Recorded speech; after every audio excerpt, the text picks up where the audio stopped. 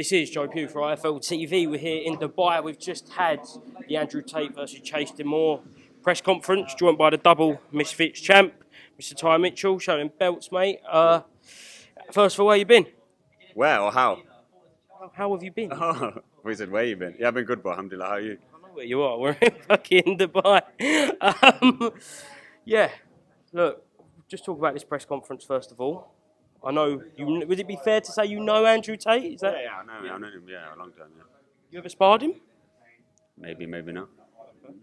Secrets. You sparring Chase DEMOOR potentially? Maybe not. Who do you think's going to win? I will reserve judgment. Mate, this is going to be an hard interview. But you like both guys, right? Yeah, look, I've known Andrew longer, but I do like Chase. I think what I like about Chase is he's mad delusional, and his delusions got him to a big fight. If you had to be truthful, look, I like Chase. I don't think he'll win. I think Andrew's just got too much know-how. He's got too much will to say, if anything. But I rate Chase from like what is from. Remember his first fight, everyone was laughing at him. He useless, couldn't punch, and look where he's come to. So fair play to him. And look, worse upsets have happened in boxing. It wouldn't, do you know what I mean? So he's definitely got a puncher's chance for sure. Do you think it's good for Misfits that we're now getting Andrew Tate on these cards? Of course. Why wouldn't it be? Andrew Tate's one of the biggest names in the world, right? Surely you can benefit from that as well by getting on the cards and making your name bigger, which is only a good thing, right? Yeah, we'll have to see. Hopefully. It'd be nice, wouldn't it? Of course. The bigger the name, the more the money. Broke. You fighting Ben Whitaker? Well, God willing, bro. I think it's a perfect step up. Let's be honest, like, look. Everyone thinks, oh, you're a Misfits fighter, this and that. I'm a professional fighter, I box on Misfits. If Joshua actually signed for Misfits, I start boxing on Misfits. Is he a Misfits fighter that makes him a crossover boxer? He doesn't. You're fighting other professionals on a different platform. Look, obviously, he's a far bigger name than me. But I've only, in my second fight, I beat a better person than he's ever boxed, a world ranked fighter, and I beat him. He's only boxed divies. Do you know what I mean? So any of the public, they're just obviously uneducated and don't know how boxing works. Because anybody in boxing will say, you know what, it's a good step up. It is a good step up. He would be the favourite. No problem. I don't mind that. But he won't beat me because he's not good enough. Yeah, look, your last opponent, I don't think it's really controversial for me to say that he would have handily beat Gavazi, who Whitaker knocked out in one round for Saturday night, yeah? This is the best way to put it, is I say this. I will beat everybody that Ben Whitaker's beat in the same fashion, or worse. And he'd probably beat everybody that I've beat. I'm not saying that he wouldn't have beat my last opponent, even though he's a higher ranked fighter than him, and he's a higher ranked fighter than anyone he's boxed. It doesn't mean that I don't think Ben would beat him. I think Ben would beat him, but it wouldn't be easy. Do you know what I mean? Because he's a well-skilled fighter. You don't come over and beat an undefeated Mark Jeffers without being good.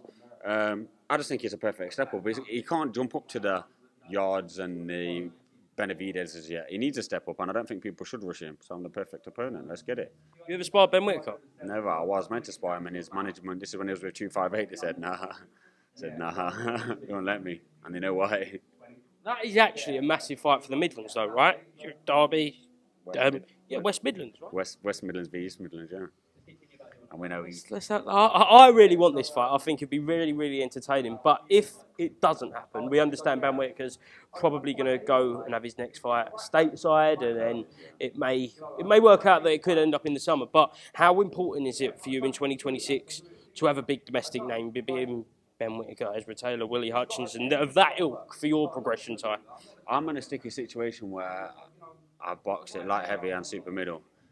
I feel the best money-wise domestic fights is definitely light heavy. The best chance of getting to world title level quickly is at super middle because there's a lot less traffic to get through. I'm just going to have to sit down with my team, bro. If it's not a Ben Whitaker, which is going to be obviously a huge financial fight for both of us, I don't know, bro. It's just one of them. But all I know is I need to have a huge year this year. I need to have the biggest year of my life this year.